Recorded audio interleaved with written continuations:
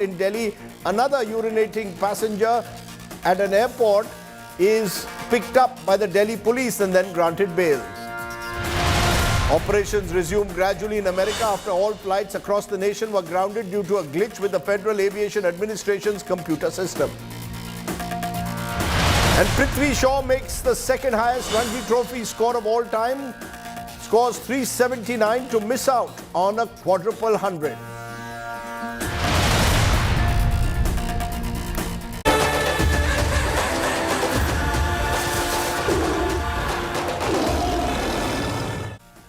But let's break away from politics tonight at the very top to celebrate, because today is a day when Indian cinema has much to celebrate. RRR, the blockbuster Telugu film, came, saw and conquered at the Golden Globes Awards. SS Rajamouli's film scripted history by winning the Golden Globe for the Best Original Song for Naatu Naatu, one of the two categories it was nominated in. The only previous occasion where an Indian has won a Golden Globe was when Rahman won it for Best Music. Here's a report on just how history was scripted on the Los Angeles stage for Telugu cinema and indeed Indian cinema. And the Golden Globe goes to Naatu Naatu, RRR.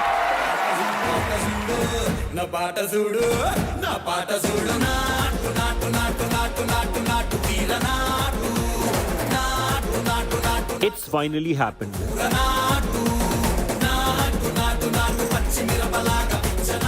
RRR scripted history.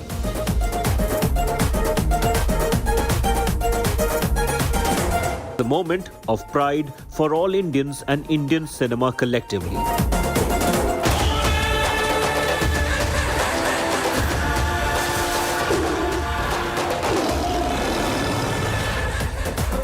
The world was dancing to the tunes of Naatu Naatu, and this Golden Globes victory is the validation that all the music lovers were waiting for with folded hands and crossed fingers.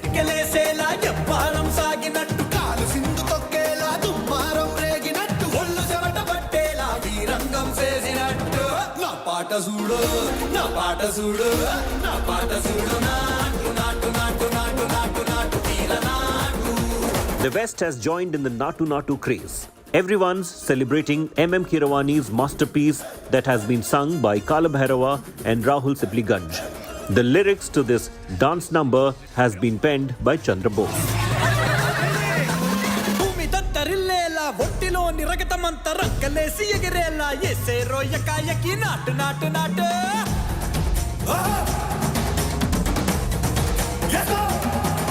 The composer received the award with utmost pride and thanked the man whose vision led to the foundation stone for Naatu Naatu, SS Rajamouli. This award belongs to, in order of priority, my brother and the director of the movie, SS Rajamouli, for his vision. I thank him for his constant trust in my work and support. And as RRR has crossed one big milestone with this Golden Globes win, a win that signifies that Indian cinema is moving in the right direction and that the era of SS Rajamouli has just begun.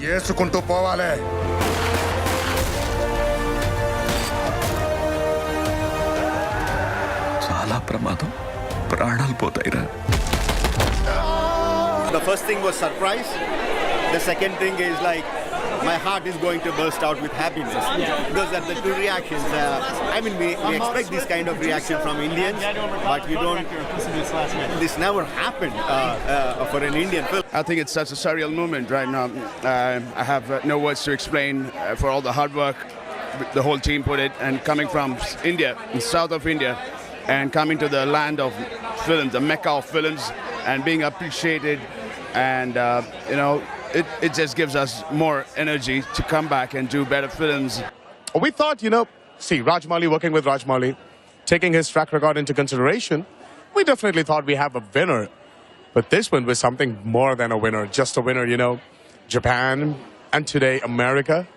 Oh yeah, come on, you don't expect this to happen. And not to forget, Naatu Naatu had a tough competition with Rihanna and Lady Gaga also nominated in the same category. The resounding win also increases hopes for the Oscars. And now all the cine fans across the country are rooting for Naatu Naatu and RRR with extreme pride.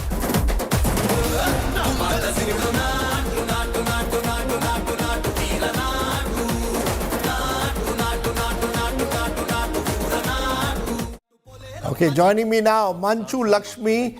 Lakshmi Manchu Prasanna, actor, filmmaker in the Telugu film industry. She's joining me. Also, Richard Bhakti Klein has acted in RRR as the jailer. KV Vijayendra Prasad, writer of RRR, and SS Rajamouli's father joins me. Appreciate all of you joining us. But before I come to you all, I just want to go to two special guests that I spoke to this morning. Rahul Slipliganj, the singer of the Naatu Naatu song, and Chandra Bose, the lyricist of the song. Chandra Bose, to you first. Want to get a sense from you as to what this really means. Getting a global hit like this, a Golden Globe. What was the brief you got for the song? How did the lyrics actually take shape of Naatu Naatu? Actually, what Rajamouli garu told is just we are having very good talented dancers. So they are going to dance at a time on the screen. So this is the first time in Telugu film screen. They are going to dance at a time. So that is a feast for the Telugu audience or fans, everybody. So we have to extract the complete dancing skills from those two guys, two heroes. So to extract the complete thing, so you have to write the same lyrics in Telugu. So according to your lyrics, they are going to dance. That is the concept he told me. So we are not going to criticize anybody. We are not going to make down anybody. So we are going to describe the dancing skills in that song. That is the thing Rajamouli told first. So when after hearing the brief, I am coming in my car. Then only Naatu Naatu Naatu word came into my mind. That is the first word that came into my mind. Naatu Naatu Naatu I wrote. I came and I sit. In one day I finished the whole song. And next day I went to Keeravaani sir and I told everything and narrate everything. And they liked this song. And after liking the song, Keeravaani composed. After writing my lyrics, he composed. So first Keeravaani told me, you write the lyrics, then I will compose the tune according to your words. So I wrote the lyrics, and after lyrics, he composed the tune for the words. So that's how the song began, the journey began. After composing the song, the pandemic came and total 1 year collapsed. So in the pandemic also, he is trying to do something. Almost 35 versions he did for that song, Keeravaani garu. 35 versions. 35? So, okay, so in those 35 versions, Rajamouli garu okayed this. I want to just stop. I want to stop you for a moment because I want to go to Rahul Slipliganj, the singer of the Naatu Naatu song. Rahul, you were in the gym, I am told, when the awards were announced. What was your first reaction? First of all, congratulations. Okay, so I didn't expect that the results will come little earlier. So felt so happy, I got more energy after listening to that news, and I did 2 more reps. but this particular song, how did you have to work on it? Your partnership with Keeravaani, give us a sense of what it was like. Yeah, my journey with Keeravaani is, states back more than a decade. And I must say it has been a blessing actually. And sir believed me, and he trusted. He made me to sing in all 4 languages, and it's an amazing opportunity to me. And I want to thank all whole India. They made this song a very big, huge hit and sensation. And I'm feeling so happy. I'm told that the lyrics say, Chandra Bose, you dance like a scorpion has bitten you. That's the Telugu version. Dance like you have eaten hot chilies. it seemed like a simple and rustic way of explaining the song that has appealed to the world. Yeah, 100%. Because it's a balanced kind of work. Balance. That is a balanced thing. We should not go overboard or we should not go beyond this thing. So this is a balanced thing. We have to describe only Naatu from rural backdrop. This is not a complete city kind of thing. They came from small villages. So the village things, I born and brought up in a small village. So I remember the things what I wrote what I experienced in my life. I wrote what I experienced in my life. That the lines came from my life only. Errajonna rottelona merapatukku kalipinattu. Errajonna means that one kind of millet and merapatukku means chili chutney. So I experienced the food. In my home I used to eat the rotte with chutney. Errajonna rottelona merapatukku kalipinattu. Na paata sudu naatu naatu naatu naatu naatu naatu. Na paata sudu naatu naatu naatu. The complete gist comes in the one line, that the Errajonna Rottelona line, and every line depicts the culture, every line depicts the strength, every line depicts the confidence, every line depicts the financial status of the youth in villages.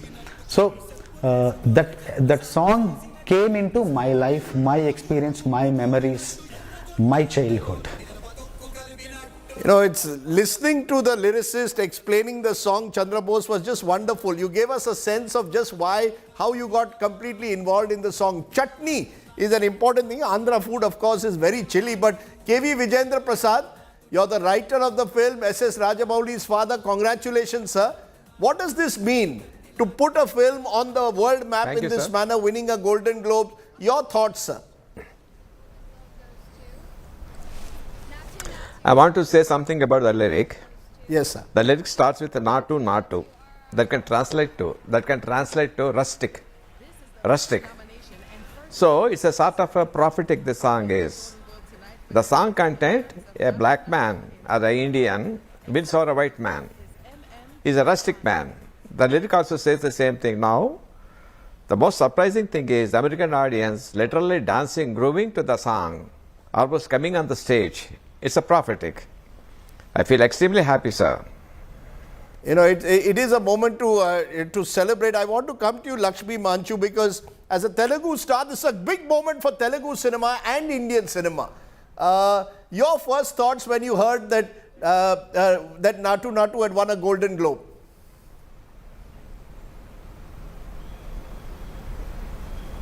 I had to jump up and do the Naatu Naatu step all over again. It's indeed a huge celebration. We screamed really loud. It's been, it's been goosebumps all day long. Every time you hear the song, you feel it. And now Keeravaani Garu, who has done music for over thousands and thousands of songs, is now getting his due recognition. And it's beautiful to see how we are celebrating him and his music. Well, what is it about this particular song, though, Lakshmi, that you think captured the imagination, not just of India, but of global artists? You know, to defeat a Lady Gaga and Rihanna, not easy. Do you know? I think it's just sheer energy. And you can't really point a finger and say it is because of this. It is not the choreography. The choreography added. It is not just the lyrics or just the music. Everything came together so beautifully.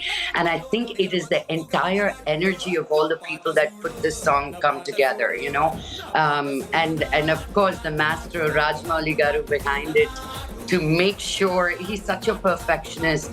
So it's the same combination of Bahubali again. And they both do movies together all the time, and now this recognition. So it shows that they don't just relax into what they have, but push each other. And I think the song is just all energy. There's not a child, man, woman, older person who can sit quiet when they listen to it. There is that energy that comes through. I'm almost tempted to ask you to dance for a moment, Lakshmi, but Richard, for you also a moment to celebrate, to be part of this picture, the song picturization. Did you ever think that this song would make it and win the Golden Globe, no less?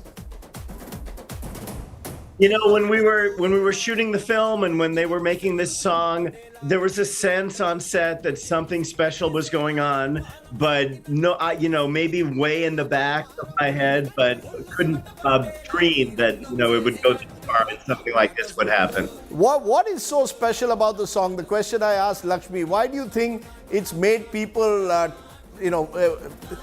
tap to its beat? What is so special in your view about this song? I think what's special about this song and special about the movie in general is that it's not trying to copy Hollywood. It's not a remake of a Hollywood film. It's its own thing. It's purely Indian from the heart. It's an Indian story. It's Indian characters, and it's just presenting a proud Indian view to the rest of the world. And I think everybody is really appreciating that. And I think it's time for India to step out on the world stage in this way. Vijayendra Gadu, you'll have a very tough act to follow up on what you've achieved with this film. But do you believe it's broken barriers, broken boundaries, not just in the amount of money that it's made as this blockbuster, but getting the kind of recognition outside South India, outside India now? Does it sort of change the way Indian cinema will be looked at, you think, sir? Certainly, sir. It has given the confidence for our Indian movie makers, writers, producers. We put our heart into it. Our Indian content can appeal to the world over. Always when I was seeing a Hollywood movie, I used to wonder their themes, how they are appealing to us. They never made any compromises for the sake of Indian audience to please us. That's what my son used to say. Father, we'll make a movie for our Telugu people. The more intense is our emotion, it's bound to appeal throughout the world. Let us not make any compromises in making a story. So his faith in his our Indian content has proved right. I'm very happy for that. Is this, Lakshmi, as Vijayendra Gadu there is saying, a coming of age moment for Telugu cinema and in the broader sense for Indian cinema in your view? Does it make you stand 1 foot taller today in a way? Yes. We have been making movies, Adur Gopal Krishna he made only like 12 films, but most of his films have been shown at the Venice Film Festival, lots of film festivals. I mean, our own A.R. Rahmanji has won many awards. But no matter what, I think it's time that Indian cinema is showing its flex, because we've been making great cinema and we've been made fun of. But here we are making the entire world sing and dance to our tunes. Richard, what did you enjoy most while doing this film? From a outsider's perspective in a way, what was it about doing RRR that really you enjoyed the most? What I enjoyed was being part of a team that under the leadership of Rajamouli, who was really painting a picture. Every frame of the movie is a painting that he paints in exactly the way that he wants it. And he tells everybody exactly what they need to give him to create that. We all create it together, and it feels very collaborative, even though he's definitely our leader. And we all know that he's playing a part in building this is an amazing experience. Vijayendra Gadu, Rajamouli is in LA, Junior NTR is in LA. How are you going to celebrate long distance celebration? How are you going to celebrate today? How does Vijayendra Gadu celebrate today? Actually, to be frank, I am become a little tense how to live up to the expectations. But how are you going to celebrate? Forget the future. Right, today you can celebrate. But the next... no. Unfortunately, I'm not in the mood to celebrate. My responsibility has increased for the upcoming movies.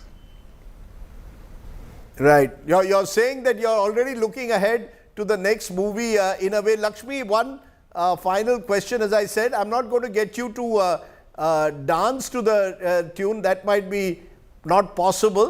But if you wanted to shake a leg, have you shaken a leg to Naatu Naatu yourself? I can do it with my fingers. Even that's very difficult, I tell you. My daughter and I have tried it many times, and I keep missing a step or two. But I will learn that now for sure. Well, it is a foot tapping number, brilliantly choreographed. Those lyrics, as Chandra Bose explained, were part of it. The magic of Rahul's voice, and of course, the entire composer's vision for the song. I'm going to play the song once again, as I thank each and every one of you. The first, in a sense, song along, of course, let's give credit to Rahman, who was really the trendsetter that has set the tune for Indian cinema. Listen in. Naatu. What is Naatu? పొలం గట్టు దుమ్ములోన పోట్ల గిత్త దూకినట్టు పొలేరమ్మ జాతరలో పోతరాజు ఊగినట్టు కిర్రు సెప్పులేసుకొని కర్ర సాము చేసినట్టు మర్రి చెట్టు నీడలోన కుర్ర గుంపు కూడినట్టు ఎర్ర జొన్న రొట్టెలోన మిరప తొక్కు కలిపినట్టు నా పాట చూడు నా పాట చూడు నా పాట చూడు నాటు నాటు నాటు నాటు నాటు నాటు తీర నాటు నాటు నాటు నాటు నాటు నాటు నాటు ఊర నాటు. Wonderful to start the program without politics. But politics is part of news, and the big political story today is RSS chief Mohan Bhagwat's rather controversial remark, where he said in an interview to Organizer and Panchajanya, both RSS publications, that Muslims must give up their sense of supremacy in their rhetoric. He said Hindus have been at war for nearly 1,000 years, and it was natural that some sections of Hindus would get aggressive. His comments have sparked a controversy. AIMIM chief Asauddin Owaisi questioning who is Bhagwat to give Muslim sermons on how to live in India. Take a look at that story, and then we'll come to our talking point. हम बढ़े, हम एक समय राजा थे, हम फिर से राजा बनना, ये छोड़ना पड़ेगा. हम ही सही, बाकी सब गलत, ये छोड़ना पड़ेगा. RSS Sarsangchalak Mohan Bhagwat sparks a row with his statement on Hindu-Muslim ties in the country. In an exhaustive interview to the Organizer and Panchajanya, both mouthpieces of the RSS, he claimed that there is no threat to Islam in India or to Muslims who wish to pursue their faith or seek to return to their faith of their ancestors. He, however, made it clear that the community will have to abandon what he called their boisterous rhetoric of supremacy. सब लोग किसका प्रभुत्व दुनिया पर, इसके लिए झगड़ा करेंगे, कर ही रहे. तो गारंटी किससे है? गारंटी हिंदू से है. हिंदुस्तान बना रहे, सीधी बात है.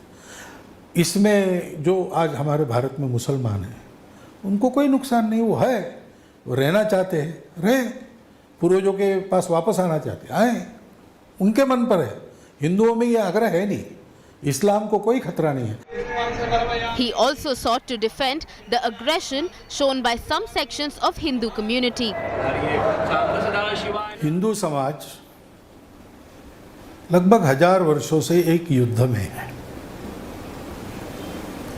विदेशी लोग, विदेशी प्रभाव और विदेशी षड्यंत्र, इनसे एक लड़ाई चल रही है. The comments prompted sharp reactions from the opposition. AIMIM chief and Hyderabad MP Asaduddin Owaisi came down heavily on Bhagwat, asking who was he to give Muslims permission to live in India or follow our faith. The RSS, which believes that they have a supreme, their ideology is supreme, it is an elite upper caste statement. They believe in Aryan supremacy.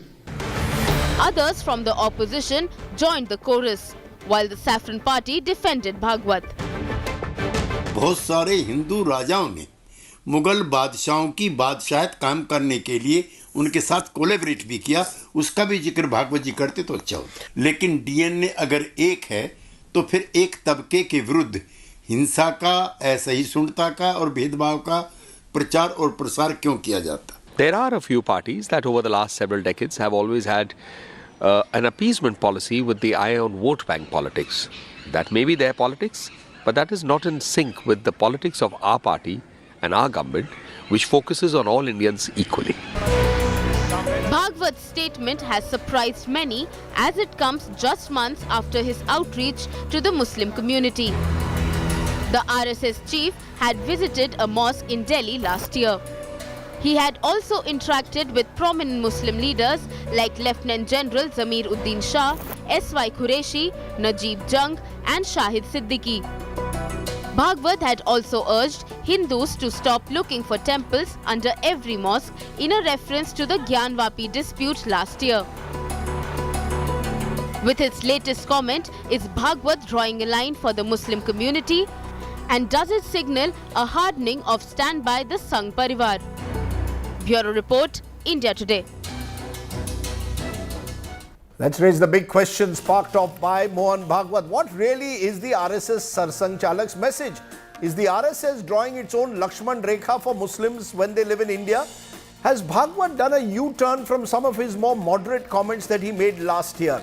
Sudhindra Kulkarni is former BJP National Executive Member but columnist and someone who's tracked the RSS for years. Shahid Siddiqui, former MP, was part of the group of Indian Muslim intellectuals who met Mohan Bhagwat a few months ago. Tushar Gupta is senior editor at Swaraj magazine, and Professor Sangeet Kumar Ragi is professor at Delhi University and has written extensively on the RSS, including a book on RSS and Gandhi. Appreciate all of you joining us. I want to understand from you, Shahid Siddiqui, first, because you met Mohan Bhagwat and then you seem to suggest after the meeting that Mr. Bhagwat was someone with whom the Muslims could do a dialogue. Now you hear Mohan Bhagwat talking about a 1,000-year war, talking about how Muslims must abandon their sense of belligerent supremacy. How do you see it? Do you see these as worrying statements, or do you see it possible to have a dialogue with Mohan Bhagwat? Rajdeep, RSS is one of the most powerful organizations in the world, and we have to take anything said by its chief very seriously, and there is a design to what he says. So what he says now is that there is a constant war for 1,000 years. He also says that this war, there may be yet another war. I don't know what he means, and this war will be with the enemies within.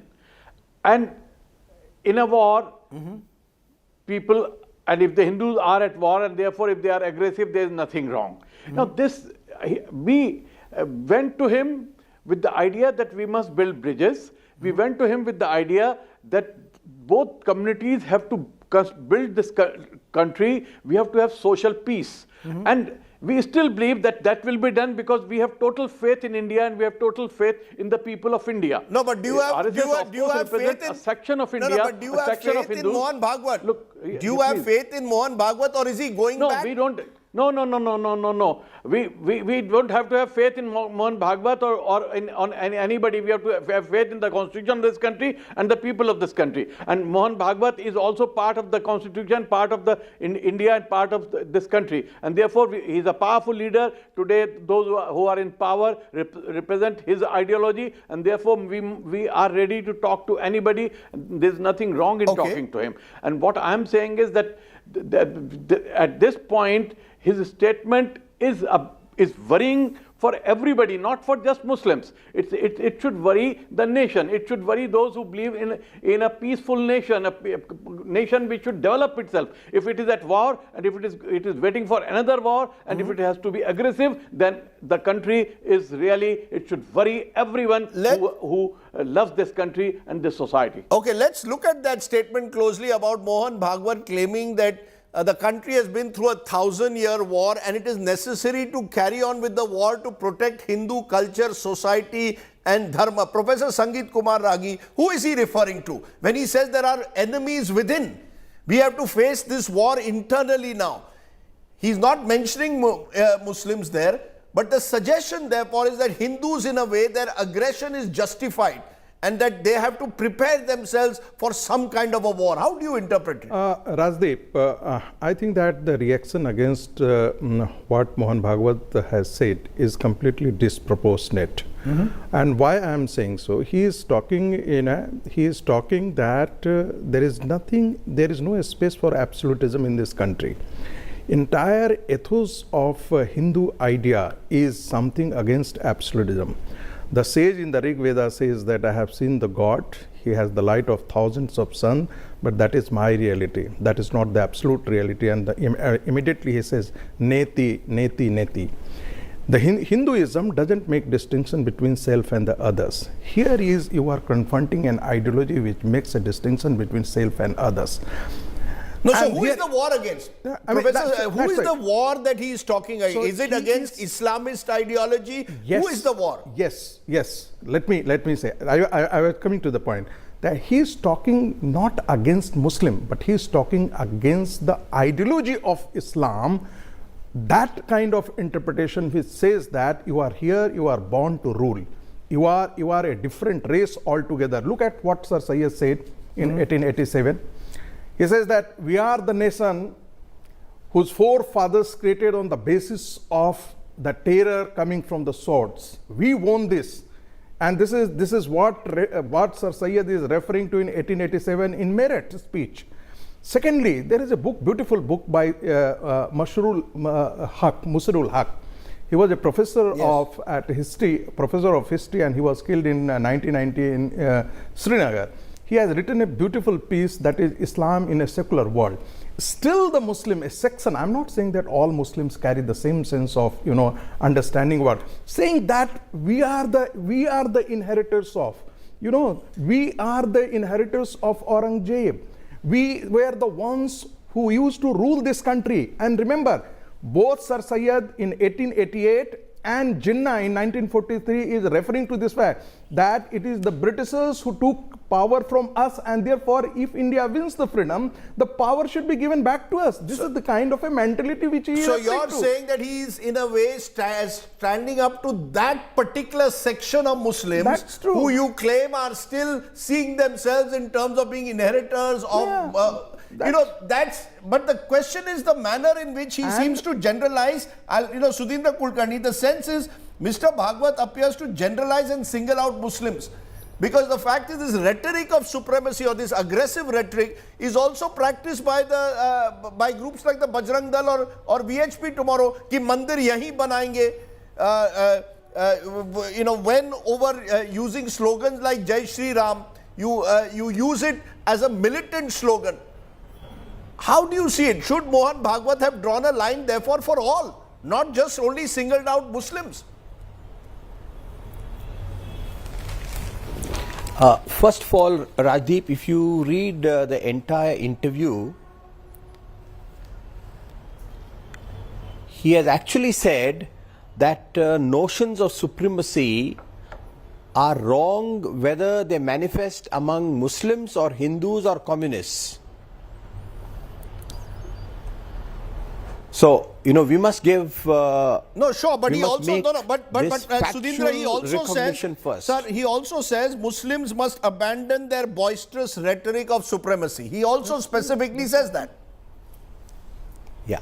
He has no sermons to offer the Bajrang Dal when they say what Mohan Bhagwat jo Hindu hit ki baat karega wahi desh pe raj karega. So there is no sermonizing to groups like that. Where is the sermonizing to those groups? No, Rajdeep. 1 minute, let him respond. See, Rajdeep, there are three things that Mohan Bhagwat has said. It is truly deplorable that the RSS chief says that Hindus are at war and are at war for 1,000 years. This is absolutely wrong, and it actually goes against the need for strengthening national unity and national integration. There has been some antagonism between Hindus and Muslims, but there is also a long process of integration, of harmonizing, and that is the basic character of India, that it integrates diverse faiths, diverse cultures, and creates something new. The second thing that's also deplorable is where he says that it is natural for Hindus to be aggressive in this war. By saying this, he is somehow condoning acts of aggression and statements of aggression coming from the ruling establishment.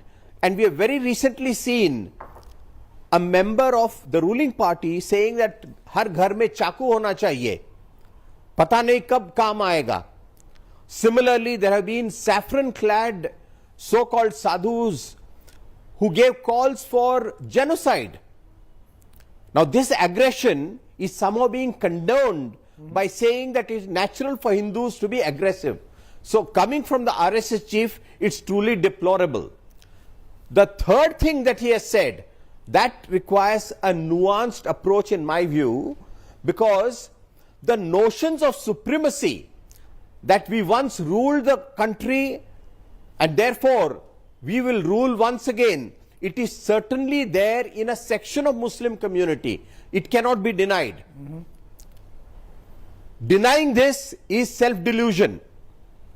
The notion of supremacy, that we are the greatest faith, we are superior to others, others are inferior, this notion is certainly there among a section of Muslims, and therefore there must be honest introspection and self-correction in the Muslim community. So on the third aspect, I think that we need to look at Mohan Bhagwat's statement in a nuanced way. Okay, so you're... And as I said earlier, Yes. he has also added that notions of supremacy are wrong even if they manifest among Hindus. Okay, as you said, there are nuances to what he has suggested. But Tushar Gupta, do you think that Mohan Bhagwat, in a way, is once again falling into the trap of singly? If you look at his statements 5 or 6 months ago, they seemed much more moderated. They seemed much more inclusive. In this occasion, when he speaks about this 1,000-year war in particular, it almost appears that he's once again going into these civilizational battles that are existing and continue to exist at the moment. Good evening. Look, he is indeed referring to some civilizational battles, but he's also referring to the futility of them in the current context. I would just like to elaborate from where Professor Ragi left. Now, if we look at the current context, we talk about the regional supremacy because there are some sections on both sides that believe in this rhetorical supremacy. There was a case which we had where a party spokesperson crossed the line on a show, and everyone was on the streets shouting "Sar tan se juda."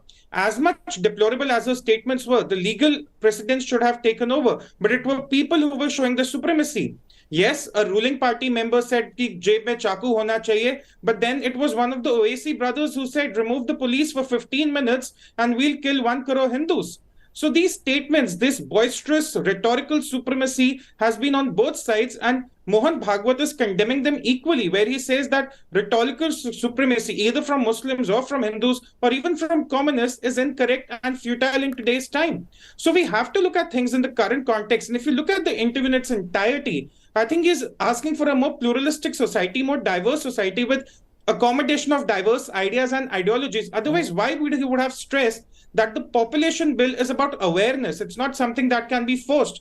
We've seen how the discussions around the population bill happen in this country. And Mohan Bhagwat took a very, very liberal view saying we have to focus on awareness. We can't force someone to follow it. So I think it would be incorrect to refer to this. I take your point that you need to look at the interview in its entirety. In particular, it's very interesting. Mohan Bhagwat speaks about social acceptance of LGBTQ communities and thereby seems to sort of suggest that you need to create a more inclusive society. However, there are mixed messages, Professor. There are mixed messages that come across. When you speak about the word war and say that war still exists, it almost suggests that we are in a conflict situation. Now, are we really in that kind of conflict situation of a violent confrontation? Because that then leads to fear. Then the minorities feel fearful if Mohan Bhagwat is to say that a certain section of Hindus will be aggressive. I mean, why do you need to condone their aggression? Rajdeep, when you say that my path is the only path, this is the only reality, then you are breeding the element of intolerance towards other religions. When you say that the Allah is the only and nobody else is to be worth worshipable, then you are breeding the grounds or elements of intolerance. Let me hear. No Indic religion has said so. It is only and that is why when Bankim is saying the entire medieval period is a chronicle of rape of Hindu women, destruction of our temples. And what was the idea of jihad, by the way? So this is what he is referring to, and still you are carrying that kind of a mindset, Darul Harab and Darul Islam. That means the land, which is the land where there is Islamic rule, and there is a land where Islam is not the ruling entity. That land has to be converted into the land of Islam, and therefore, increase the population, convert. But can you generalize? The question is, Shahid Siddiqui, maybe Mohan Bhagwat needs to be more specific in making these distinctions. On the other hand, should Indian Muslims also be conscious that there could be groups which are using this extremist language, are reflecting it in their actions, who also need to be rejected, excluded, condemned at all times? Rajdeep, it's unfortunate that our, co-citizens and people around us do not realize that Indian Muslims have been in the forefront of opposition to extreme Islam, to extreme interpretation of Islam. They have all along not fallen in the trap of Pakistan, not fallen in the trap of Al-Qaeda or other such organizations. Indian ulama unitedly have condemned all these ideas of jihad, all these ideas of annihilation of other groups, and in fact they can I ask one praise Indian Muslims Professor Ravi has a question for you. Yes, Professor. Standing up to Shahid, kind Professor of has a question for you. Just a minute. Yes. Please, let me finish. I have been listening to everybody. A small question, Shahid. Yes. Deoband India and Deoband Pakistan have the common syllabus. They teach 11th century Hidayah text, which is talking about the aggressive jihad, which Arif Muhammad Khan also talked about.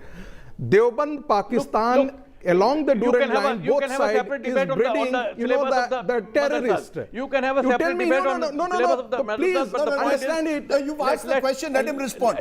Don't take Indian Muslims as a part of the global Islamic group. Indian Muslims are unique in their own way. You must accept that. You want to force Indian Muslims into the are you saying that you are forcing them, but they are not. They are not ready to do that. Who led the movement of Pakistan were not part of the Indian Muslims?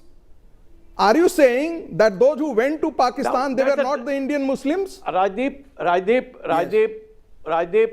I'm not getting into a debate with him on the issue of partition. That's a separate debate and will require lot of information. And so these generalized statements are of no consequence. The Deobandis and the Muslims in majority opposed partition. The vote was with 13%. People only had the right to vote, and out of that, hardly 5% voted, and out of those 5%, only 2.5% voted for Muslim League, and they were voting for Muslim League because their landlords were standing, their Nawabs were standing. They were voting for the Nawabs, not for the idea of Pakistan. A common Muslim in a village had no idea what exactly Pakistan was and how partition will happen. Therefore, these things happened in just 1.5 years. So let's not go into the history. That history will require a lot of information. So if you're digressing from the debate, then I don't like it. We believe in building bridges. We want Hindus and Muslims to come together and build a new path. If we are going to go on quoting what Sardesai said in 1868 or someone else said, then there is no end to it. Indian Muslims in the last 70 years have shown that they stand with India and they do not support. They do not support any kind of extremism. Indian Muslims are the most moderate and most sensible citizens of this country, and therefore we must respect them and we must support them in their fight against any kind of extremism. Is that part of the problem, Sudhindra? Is that part of the problem, Sudhindra Kulkarni, that when we look at these issues, we seem to go back into the past? Even Mohan Bhagwat, when he speaks of a 1,000-year war, effectively is going into the past. Why should today's Muslims be held culpable for what Aurangzeb did? Why should today's Muslims have to bear the cross of what may have happened 500, 600 or indeed during partition? Is that part of the problem? Today's Muslims should be judged for what they do today. You are absolutely right. It is wrong, and especially coming from the leader of a very large organization like the RSS, to say that the war is continuing for 1,000 years. It actually It does not heal the divisions, it widens the divisions. Tomorrow, January 12, is the birth anniversary of Swami Vivekananda. And Vivekananda has said that, and this was more than 100 years ago, that any religion that claims supremacy, that claims exclusivism, is going to be rejected, and only integration will work. And India has shown the path towards integration. All religions are equal, all religions, people belonging to all religions are free to practice their faiths, but nobody should espouse supremacy and propagate a certain message that others are inferior. That's the only way to harmonize Indian society and strengthen Indian nation. So you're saying And live it in is the in this present. context. Live in the present. word Don't war. You're that saying Mohan don't Bhagwat has used is very revive the deplorable. scars of the past. Live in the present. Tushar, you wanted to make a point. Go ahead. You know, I agree with you, Rajdeep. In my humble view also, there is only an extent to which we can dwell on the past, be it 100 years or 1,000 years or one dynasty or the other dynasty. But if we talk of today, just 6 months ago, there were some elements, and not all elements. They do not define a community. They do not represent that community. But some elements were on the road who believed that Sar Tan Se Juda supersedes the law of the land. And people who were supporting someone on their WhatsApp statuses were to be punished because their religion said so. Now that is the rhetorical But why should every supremacy we Muslim must- be, why should every Muslim be judged by Sar Tan Se Juda? Why should every Hindu be judged by what the Bajrang Dal does? Get educated on Bhagwa color of Shah Rukh Khan's film. That's all right. Absolutely. No one should be color coding. No one should be Muslims can get on every educated side. to insult the Every Prophet. side. What is wrong with that? If you insult Yada Purushottam Shri Ram, I'll feel insulted. If you insult any of the Hindu gods, I'll feel equally insulted. So what is wrong with that? I mean, if you are insulting and the historical facts are not to be quoted in a debate the way it was done in a TV debate. I wish we had more time on this, but clearly we need a more nuanced discussion on Mohan Bhagwat's messaging, because if you look at it in sound bites, it appears as if the RSS Sarsanchalak, in a sense, is creating a situation for a potential conflict or confrontation. But perhaps some of the statements in that same interview that speak about the need for diversity, for inclusivity, are the ones that perhaps could become the building blocks for a better India. Can I make the Professor, last yes, you can make 30 seconds. The aggression in Islam has been for the expansion of Islam. The aggression which he is referring to But is it's for not the true in defense of India. Islam. It is true in India Where as is it well. in India? Indian Islam is very, very different. It's very different. But at the same time, there is a section within the Islam which cherishes the same ideology, and it is the theological Sure, but why should every Muslim be judged by that? Why should every Muslim have to go through a test of patriotism? He is not referring to all Muslims. Rajdeep, read his entire text. Not manufactured in He is a not factory. referring All to the Chinese are not entire Muslims. manufactured He in a never have factory. said so. And this is not in the consonance of what the RSS position There has been will be- always. look at the That majority, They look never at the- have blamed the entire what Muslim most of the population. Muslims are doing. There is a segment. Actually, every Indian ideology Muslims have is stood by the dominated nation the in elite wars within the on the ideology. issue of It is the Kashmir, Ashraf on every who led the issue. movement of Pakistan. And here also there is a section within the Muslim community which is cherishing this kind of ideology. As and the we've ethos. said, all extremist voices that is a speak section- about religious supremacy need to be challenged and defeated. Because the greatness of this country lies in its ability to accommodate and harmonize. And there are enough Absolutely. forces that can do that. Absolutely, Those need to Rajdeep. be That's what we are strengthened. trying to And do. that's what Mohan Bhagwat perhaps needs to focus on. Absolutely. Rather than revive what happened 1,000 years ago or speak of a 1,000-year war. But I leave it at that. As I said, we could have a much longer discussion on this. Appreciate all my guests joining us. We'll take a break. On the other side, a good news story. Today it comes from Mumbai. You're watching the news today. News without the noise.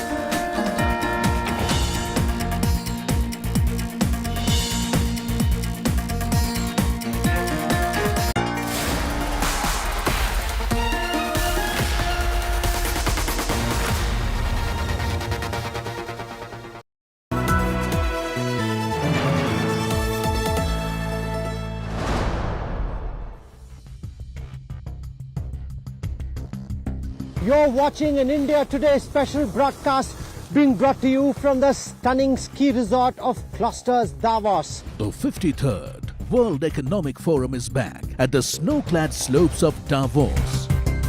The smartest minds gather to debate the world's biggest challenges: energy crisis, industry headwinds, geopolitical risks, social vulnerabilities. India Today and Business Today are at ground zero to bring you all the action.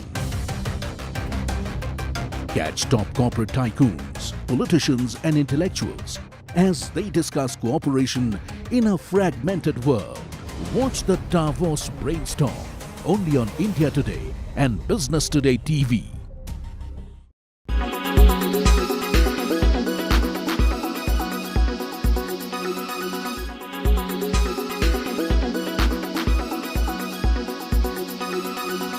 Make your media plan smarter with India Today Live TV on your connected devices. Amplify your brand with 100 million smart internet viewers. To advertise, mail us at sales@aajtak.com.